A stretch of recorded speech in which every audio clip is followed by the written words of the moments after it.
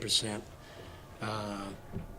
Created a bunch of turnovers on them, and I'm really trying to create an environment where we play lockdown defense. I have tried to convince these young men that offensively we don't have the guns to probably offensively we don't have the enough weapons to accomplish our goals based only on the offensive end only. This isn't my first team I've said this to, and I've said this to teams that have won championships. So, I asked them not to get their feelings hurt about that, but I really think that we have to create offense. We have to create more offense with our defense. Turnovers resulting in layups, or even just getting more possessions because of turnovers. So, this was a good victory for us in light of the fact that I felt like we had a disappointing defeat at Tulsa. Tulsa was a good program, but I felt like they, like us, had a lot of turnover last year, and I thought that was a game we could, so to speak, steal away, and we didn't. And we played them well for a half, but then pretty much the first 7-8 minutes of the game, we let it get away from us. Second half, we let it get away from us. So I told our guys before the game I didn't want them scoring more than 45, and they scored 37. And I told them I want to score in the 80s. I didn't give them a specific number, and they got 87. So they accomplished both goals. One area that still concerns me is rebounding. We need to rebound better. And we got to get Caven Tilbury to be more consistent. He didn't do much tonight, but we got great games from. Malcolm had a good game, and of course Nigel had almost a double-double. Maxwell Starwood had a great game for just 12 minutes. And Emmanuel King put in a nice performance too. But of course, Nedja had a lot of rebounds too. So I was glad to see some people, some new players do some good things. How did the team respond? You mentioned about you saying they need to focus more on the defensive side to be able to become the basketball. How did the team kind of respond to you saying that? Well, let me just tell you, it hurts when somebody says we don't have enough offensive weapons to win on our offense. I mean, they're 18 to 22.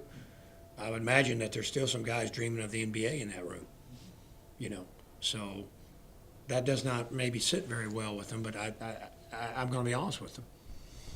And secondly, I tell the young guys that not to say you can't get better offensively, but at this point in time, I don't think we have the offensive weapons to just go out and try to run with people and beat them. Particularly if Caven doesn't play well. Caven, Nigel, and Bobby have to play well. Tonight, Bobby and Caven did not really do much. Of course, I didn't give them the time that I normally have. Caven got 23, but Bobby only got 15. So, if we're going to win games, Caven, Bobby, Nigel, or somebody else has to step up. And, that's what we did on some games we won. We had all three of those guys play reasonably well. I know, obviously, you guys had a size differential, size advantage, I should say, over Yes. Howard Payne, but For the first time. right. But when they did break into a zone, you guys were able to get. Is that what you want to see from Malcolm and the inside players?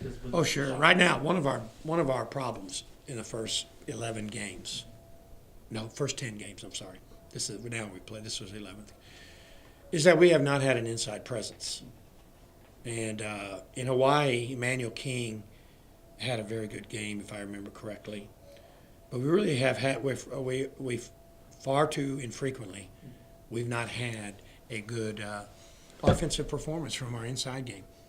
I think I've had some good rebounding performances, but not scoring performances. And when I say scoring, I mean if they give me 10 or 12 points, I'd be happy. But I'm talking about none of my big men are scoring more than 4 points. That's got to improve. That's got to improve if we're gonna make our mark on the conference play this year. And I've really seen these guys play very well. In some games like SIU Edwardsville and Florida Atlantic, I've seen them play well for 40 minutes. In other games, I've seen them play well for 30 minutes and have a drop off for 10 minutes in which the other team, got us. And that's what happened Saturday. the first 7 or 8 minutes of the second half, Tulsa kind of separated themselves by 8 to 10 points, and pretty much that's the game. If we don't, the reason we lost by 14 is we're fouling at the end to try to get them to miss free throws. So. And a big ending for, you've talked about Maxwell Starwood a lot, the potential he has. Was today that ending of the second half, was that kind of the flashes? Yeah, he's he's got a lot of talent. Yeah. You know, he's got a focusing problem, and he's got to try to fix that. And but he's a very talented young man, has a nice touch, you know, has a great body, you know, can block shots, long arms. So he's got some tools to be a very good player, you know. So I will say, you know, O.J. Black, even though he didn't do much as far as offensively, their kid number 3, Guillory, is a very good player. And you can see Guillory did not have much of a game. So I want to give O.J. and the other people who covered Guillory a lot of credit there, because number 3 is the key to their team. 3 and 2, and one had 5 and one had 6. So in that respect, I asked them to nullify those 2, and they did. The players who guarded them did a good job nullifying them. So, you know. When you look at our 4 freshmen, Neja, Max, Nigel in particular, probably more than anybody, but also Marlon, you know, that's a very good group of freshmen. It's the most talented group of freshmen I've had here. And, you know, I'm excited about working with them in the future. I think that is the good foundation, you know, for some very good things to happen in the future. Any other questions, folks? Having finished most of the non-conference schedule, what's your feeling of the team going into conference now? Well, I mean, I've told the team I'm a little disappointed. You know, if we can beat Tulane, then we'd be 7-5. And really, when you talk about road games and neutral floor games and all that, you know, I thought 9-3 would probably be an excellent request of this team. 8-4 would still be a pretty good stretch, but 7-5 is very doable. And we can do that if we beat Tulane. Because we played how many home games? We played 5. And we played 5 road games. We played 2 neutral floor games. So, you know, 7-5 is to me is very achievable and would be something we should accomplish. 8-4 would be a good start. 9-3 would be an excellent start.